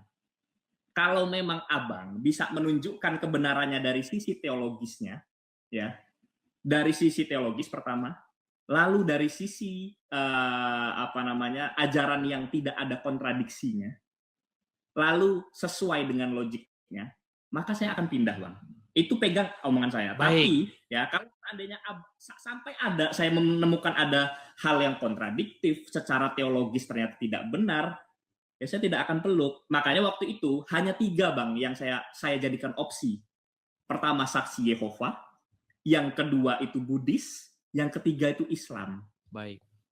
Jadi begini bang, saya kasih tahu bang ya. Saya itu sekitar tahun 2016, ya 2016, 2017, 2018, 2019, sekitar itu bang. Tahun-tahun itulah tahun-tahun kritis saya bang. Tahun-tahun di mana saya menganggap semua yang saya baca itu tentang agama itu semuanya nggak lebih daripada kisah kancil nyolong timun. Iya bang. Jadi bang, gini. Pembahasan moral gitu ya. Ya, jadi begini bang. Jadi saya itu bang, kira-kira tahun 2012 itu mengalami titik balik hidup saya bang. 2012. Nah, pada waktu 2012 itu saya ngalamin satu peristiwa yang membuat saya itu merenung. Sebenarnya hidup kita ini dari mana, asal usul manusia ini dari mana, kemana kita setelah mati. Nah, disitulah saya menggali agama. Saya baca Bible, saya baca Al-Quran, saya baca. Kira-kira tahun 2016, 3 tahun kemudian, di situ saya mengalami anjlok iman. Anjlok iman, di situ saya menganggap bahwa apa yang tertulis di dalam Alkitab itu, kisah Musa belah laut, terus begini, itu saya anggap sebagai kisah kancil nyolong timun. Ya, saya menganggap semua itu tidak lebih daripada kisah-kisah legenda. Nah, sampai saya itu suatu saat bang, saya itu pernahlah saya di satu pesawat begitu. Dari atas cakrawala gitu, melihat alam semesta dari atas. Pernah ya dari atas pesawat ya. Saya itu mikir begini. Kan luar biasa ya kalau kita lihat dari atas pesawat ya, ada awan, kemudian kita lihat. Saya mikir begini, Bang. Apa iya semua ini muncul dengan sendirinya? Apa iya ketiadaan meniadakan sesuatu? Karena dulu argumen ateis dengan argumen orang-orang teis kan mentok di situ. Orang-orang yang beriman seperti kita ini, itu kan punya argumen bahwa tidak mungkin ketiadaan mengadakan sesuatu. Itu logis kan? Logis gak itu? Iya, logis. Logis kan? Bagaimana mungkin semua ini muncul dari nothingness? Bagaimana mungkin semua ini muncul, semua yang ada di bumi ini muncul dari ketiadaan? Kan begitu? Yang tiada mengadakan sesuatu, itu kan tidak mungkin. Nah, tetapi mentok juga Bang. Itu juga sebenarnya dipatahkan juga oleh argumen orang-orang ateis. Orang ateis juga bilang begini, kalau begitu bagaimana mungkin Tuhan itu ada? Berarti dia ada juga yang mengadakan. Kan gitu juga logikanya mereka. Nah, makanya sebenarnya mentok semua. Semuanya mentok. Jadi saya itu memang pada tahun-tahun itu, saya itu udah hilang ini. Akhirnya memang sebenarnya Bang, jantungnya pertahanan kekristenan itu adalah kebangkitan Yesus, Bang. Kalau Anda bisa membuktikan bahwa kebangkitan Yesus itu hanyalah dongeng, maka selesailah Kristen itu, Bang. Bubar Kristen itu. Nggak punya lagi harapan. Muka-muka orang Kristen yang punya harapan itu sudah nggak bakal ada lagi. Karena Yesus ternyata tidak bangkit. Maka ajaran Kristen sama seperti ajaran Islam. Sama seperti ajaran-ajaran lainnya. Hanya sekedar ajaran moralitas. Tidak boleh mencuri. Kalau mencuri nanti begini. Lalu masuk begini. Tapi setelah mati ya udah selesai gitu aja. Gak ada kebangkitan itu gak ada. Sama seperti nyamuk. Kalau kita mukul nyamuk mati. Gak ada kebangkitan kan. Kan saya percaya Bang, saya bilang. Nah makanya saya bilang begini Bang. Apa yang membuat Kristen beda dengan agama-agama lain? Yaitu kebangkitan Yesus. Karena Yesus mengalahkan kematian itu. Makanya kalau kita baca Bible, musuh umat manusia itu adalah kematian. Makanya Yesus sudah menaklukkan kematian itu. Musuh yang sudah dikalahkan oleh Yesus itu adalah kematian. Itu musuh terakhir yang dikalahkan oleh Yesus. Kematian itu. Nah, makanya di dalam Kristen itu ada janji dan harapan itu tentang kebangkitan itu, Bang. Gitu loh. Bahwa akan ada hidup yang kekal. Makanya ketika kami di gereja, kan kita sama-sama percaya. Masalahnya dasar Anda untuk percaya itu nggak ada, Bang. Di dalam Islam, dasar Anda untuk percaya kebangkitan itu apa? POV-nya yang berbeda. Bukan, begini Bang. Dasar Anda untuk mempercayai adanya kebangkitan itu apa? Sementara Muhammad itu ada dalam alam kubur. Gini Bang, ya, Yesus itu orang yang mulia bagi kami. Itu satu. Ya. Yesus itu turun sebagai utusan untuk mengabarkan kebesaran Tuhan. Itu satu. Yang kedua, kalau kaitannya dengan kebangkitannya Nabi, nggak enak ngomongnya, kebangkitan Yesus, ya, Nabi Yesus kami, maka kaitannya adalah bukti kebesaran Tuhan, bukti kemahabisaannya Tuhan, bukti kemahakuasaannya Tuhan. Oke, apakah di dalam Islam, ada seperti itu, Bang? Bang, kalau Yesus yang cuman ya lahir tanpa Bapa. Kalau Yesus yang cuman bangkit dari kematian. Alangkah banyaknya. Oke, baik Bang, sorry Bang ya. Kayaknya dia nggak nyambung teman-teman. Kita ngobrol apa dia lari kemana-mana. Susah nih. Ya itu ya teman-teman ya, kadang-kadang banyak orang beragama ini ya hanya ikut-ikutan saja ya. Bapaknya Islam, lahir ya Islam. Maksudnya itu gini loh teman-teman, ya level orang itu kan beda-beda. Sejauh mana, semendalam apa Anda memikirkan sesuatu itu kan beda-beda orang. Ada orang yang mikirin sesuatu itu sampai dalam sekali dia pikirin, begitu ada orang yang ya udahlah enjoy aja gitu. Tapi kan nggak semua orang seperti Anda gitu loh. Jadi teman-teman, di antara penontonnya ada 9.300 ya. Mungkin hanya sebagian orang saja di antara yang 9.300 ini yang sudah mikir sampai jauh begitu. Dari mana kita ini berasal, dunia ini dari mana datangnya begitu. Pernah nggak Anda tidur terus Anda mikirin begitu? Kan ada orang tidur nontonnya drama Korea. Kalau begitu ya nggak sempet lagi gimana? Iya memang kan beda-beda ya. Apa yang dipikirkan orang beda-beda. Tapi saya rasa ada di antara kalian yang sudah mikirin sampai dalam seperti itu. Nah saya itu sudah mikirin sampai sedalam itu teman-teman. Gitu loh. Jadi dari mana asal usulnya, kemana dan lain sebagainya. Termasuk saya sudah belajar teori-teori evolusi bahwa kehidupan itu dimulai dengan yang namanya asam nukleat begitu ya. Bagaimana ketika ada petir begitu, kena air, terus itu memunculkan satu senyawa makhluk hidup, disitulah kehidupan dimulai. Itu kan teori-teori yang sebenarnya memang kita sulit membantah itu gitu loh. Tapi teman-teman sekalian, intinya panjang lebar nanti kalau kita baca seperti itu ya. Kita panjang lebar pembahasan seperti itu. Mungkin di antara kalian nanti juga yang masih ini juga nanti goncang juga iman kalian. Maksud saya begini teman-teman, intinya yang membedakan Islam dan Kristen itu. Begitu ya. Yang membedakan Islam dan Kristen adalah bagaimana yang memberitakan tentang kekristenan itu adalah Yesus yang mengalami kebangkitan. Itulah yang Yesus suruh kepada murid-murid. Engkau adalah saksi dari semuanya ini. Maka Tuhan Yesus memerintahkan supaya kabar tentang itu, berita tentang keselamatan ini, Injil ini, itu diberitakan dari mulai Yerusalem, Samaria, dan sampai ke ujung-ujung bumi.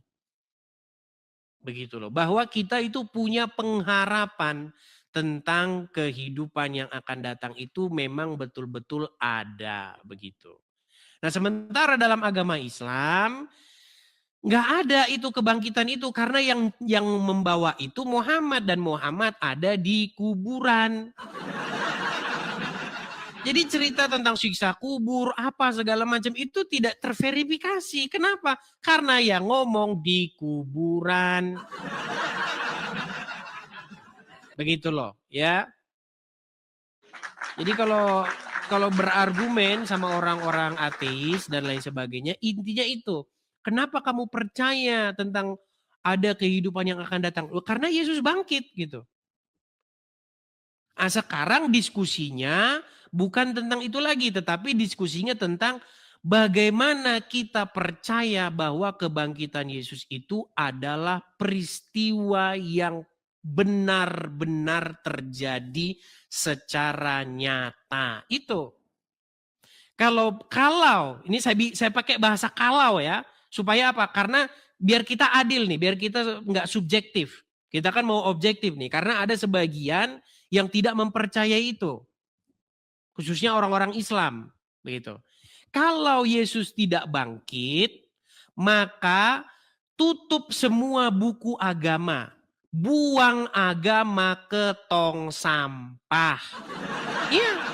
Kalau Yesus tidak bangkit ya.